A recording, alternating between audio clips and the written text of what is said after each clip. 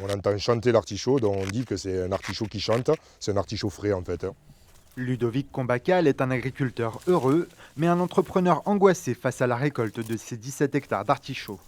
En cause notamment les coups de froid de ces dernières semaines. On voit très bien en fait, les dégâts du gel qui sont venus altérer en fait, visuellement le fond de la plante. C'est toutes ces petites marques marron. Commercialement, ça pose des gros problèmes. On a parfois des refus de nos clients à cause de ces petites altérations.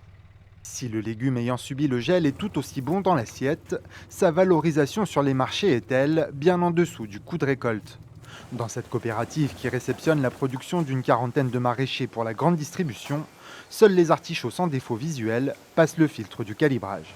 On a eu 2 semaines avec 30 à 40% de déchets, donc de catégorie 2, donc ça c'est énorme pour nous. D'habitude sur un artichaut on a à peine 10%, donc tout ça c'est du manque à gagner c'est pour les producteurs. En plus d'une main-d'œuvre plus volatile à cause du Covid, la flambée des prix des aliments de base pèse sur les coûts des producteurs et sur la place de l'artichaut dans le panier des consommateurs. Le gasoil augmente, les engrais ont augmenté, enfin, tout augmente et le prix de l'artichaut n'a pas l'augmentation que nous on a eue. On ne peut pas le répercuter sur le consommateur, sinon le consommateur va se retirer.